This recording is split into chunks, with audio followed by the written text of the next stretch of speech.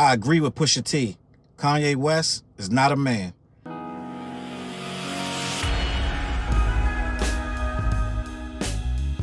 What up, word? Your boy Charles Brown back again, talking facts. Hit the like button, hit the subscribe, hit the notification bell. Keep sending those cash apps to CLBMG. Join the membership gang. Listen, Pusha T gave an interview on GQ and he was talking about his relationship with Kanye, who had just admitted, I'm sure before he saw this interview, that he misses Pusha T's friendship. He misses their conversations and their music that they created. And I did a video on it a few days ago, but we didn't hear Pusha T's side of it. A lot of people was in the comments saying, no, Pusha, get away as far away as you can from Kanye. You don't need him. Kanye's he's washed. He's not good. He's not good for you or your brand or your upcoming music. You don't need nothing to do with Kanye. He's gonna mess up again, right? And we all know that Kanye's on some weird behavior right now. But Pusha T spoke out. He was very open and honest in this GQ interview, and I agree. You know, I've been on some.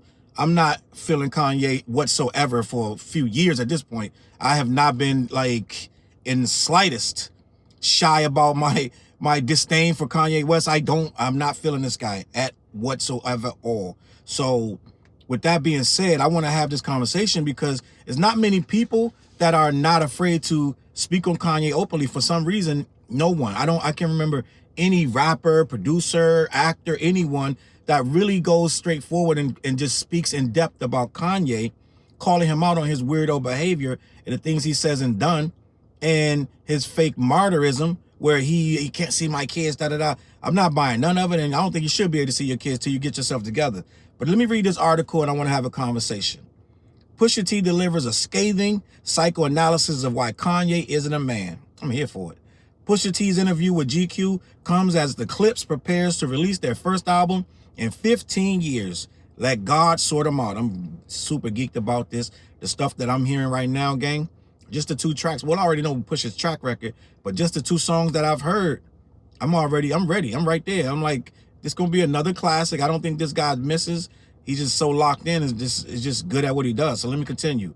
Pusha T spoke about his relationship with Kanye West during a new interview with GQ, revealing exactly why they are no longer friends.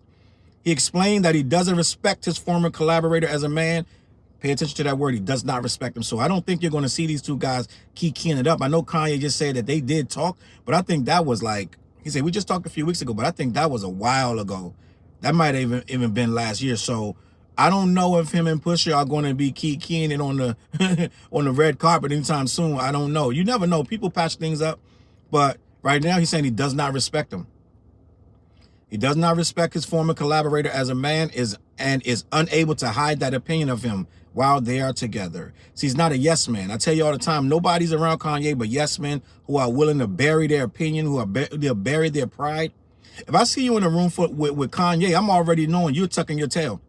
I can't see a strong person being around Kanye too long, too many hours. Not somebody with a mentality that's strong. I just don't see it. I'm sorry. I don't know if that's going to offend somebody, but anybody I see doing work with Kanye for any extended amount of time, I'm just knowing at that point you're bowing down and you're probably emasculating yourself to let his ego shine. It can only be his ego in the room. I'm just going to be honest. I don't see him letting someone with the same to have the same space and share it with him in the room. I don't see it. I see at some point at some medium in that little gathering, you're going to have to actually submit to him. And if I think you're around him, you're an engineer, you're a manager, you're an agent, whatever you do, if you're around Kanye on a regular basis, you're submitting to him. I'm just 100%, I'm 100% sure that you are submitting to him in some kind of way as a yes man. Because you can already tell he does not take argumentative, he does not take varying opinions very well. He doesn't take challenges to his train of thought very well. You can see it. You can see it. I don't need to be told. You can see it. He's always yelling and screaming about this, that, and the third. So there's not a person that's going to be around Kanye that's doing a lot of their own independent thinking and putting a lot of their thoughts in the air. I'm just going to be honest. Every video you watch of him, he's dominating the room. He's shutting people up. Be quiet, da-da-da. So I just think it's hard to be around him and not be kind of phony. But Push said he can't, it's hard for him to control that because you got to try to balance it out. And when you're around somebody you just don't respect, after a while, it's going to show. So let me keep this moving. He said, we made some great shit, bro. We did. He's genius. And his intuition is even more genius level, right? But that's why me and him don't get along, because he sees through my fakeness with him. He knows I don't think he's a man. He knows it. He continued. That's why me and him don't click, because he knows what I really think about him. He showed me the weakest sides of him, and he knows how I think of weak people. Earlier in the interview, Pusha T vented about Kanye West's online antics, which you gotta, if you're, let's just be honest. I think really some of you guys, you like the entertainment, but some of you guys, I'm just gonna be honest, really like the silliness that he gets into and the disrespectful thing, because it's like watching a train wreck. When people are very disrespectful for other people, it's hard to look away. We all do it. We look at his tweets, and I've stopped following Kanye probably about 5 years ago, maybe 4 or 5 years ago. So I don't follow him, but I get updates. I see other people reposting it, and when people used to like it, it would come up. They don't show your likes no more, but when people used to like it, it'd come up in my feed. So I couldn't escape this guy. So I would sit there and read it and be like, wow. And then you got to report on this guy if you're doing any type of, for lack of a better word, journalism or media. So you got to report him. So you got to know what these goofy tweets say. So it's like watching someone get their belly cut open and you can't look away, like, oh my God, it's crazy, da da da. And like Twitter used to have those. Well, I never watched one of those beheadings, but they used to have straight up beheadings on there. And once you see it, like I would look up right until the head's about to. I'm like, I can't watch nobody get their head cut off. But a lot of people would watch those beheadings. Let's just be honest. And you would walk away like low key. You were entertained. I know you were. So this is the same thing with Kanye. You're entertained with these obnoxious tweets, these racist tweets, these very vile and despicable things that he says and does about people and their kids. Says things that trigger his own kids. And I didn't want my kids. Every time I got pregnant with Kim, it was an accident. Like just crazy stuff he says, and people just, they watch it, right? So it's like people still think these online antics are good. I gave up on it years ago, but I have no choice but to still comment on it. And I'm just going to keep speaking on it until it starts to break through that this guy ain't it. Well, let me continue. It's like, bro, you've been mentioning me, screaming about me. You've got every soul believing that I've done such a great injustice to you. He did. Everybody was thinking that Pusha. Everybody was thinking that John Legend. Everybody was thinking that Common. Everybody was thinking that Jay-Z tried to murder and assassinate this man. This man, you do the slightest thing to him, he's on Twitter calling you this, that, and the third, and his goofy minion fan base are trying to tear you down at the slightest thought. It can't be that Kanye's wrong. Oh, no, it has to be you. You got to be the wrong one, right? So, yes, he attacked Pusha for no reason. Only thing Pusha did was saying, I don't condone what he's doing and saying about this other race of people.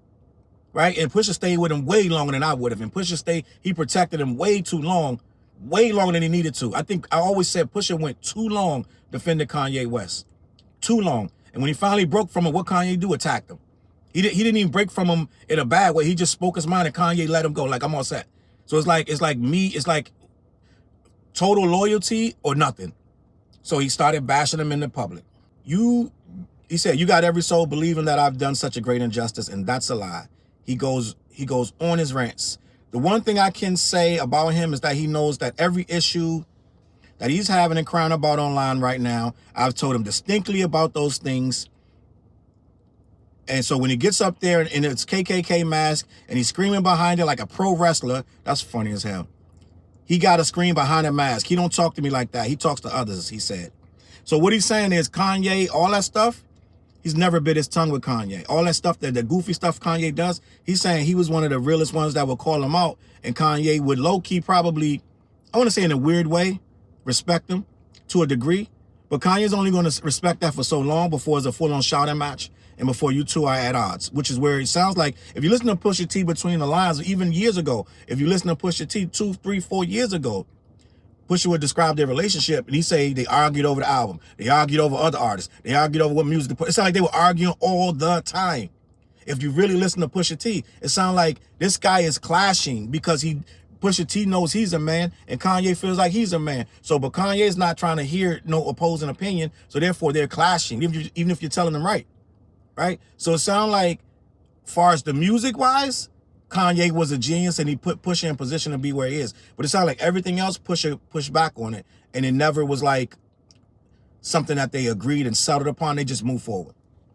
The GQ interview comes after Kanye West recently admitted on X that he misses his friendship with Pusha T. Quote, "I miss me and Pusha's friendship," he wrote after the release of the Clip's new single, Ace Trumpets.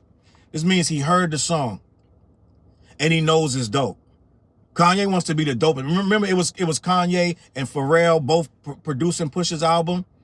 It's dry. It's dry, something like that, right?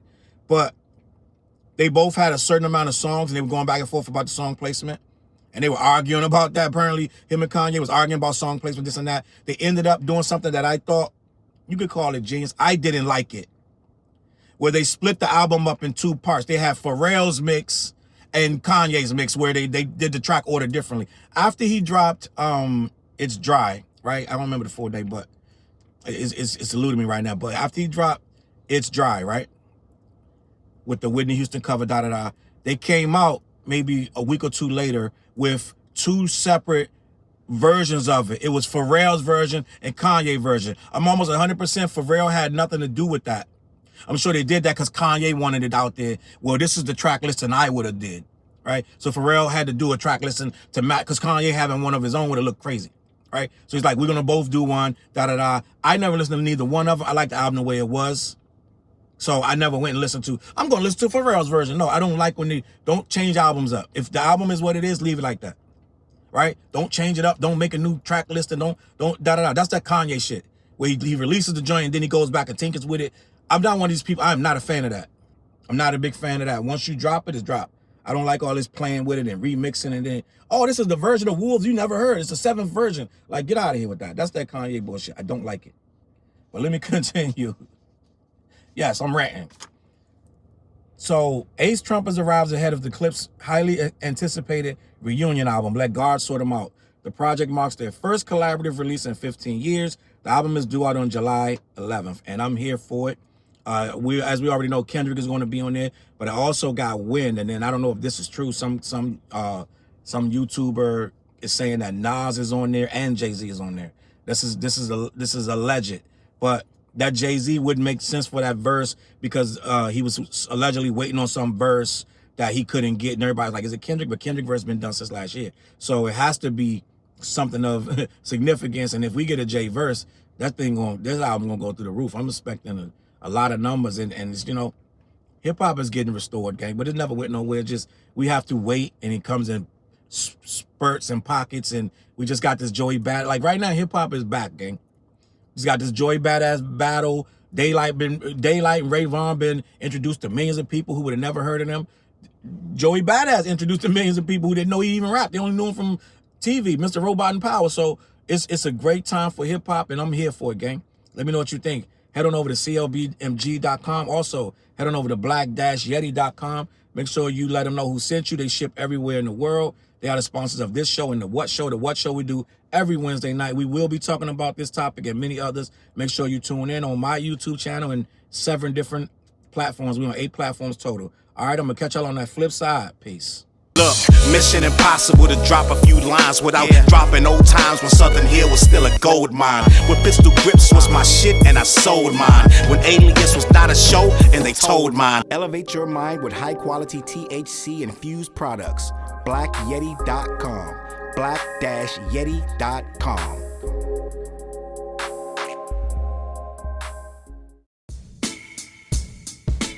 CLB.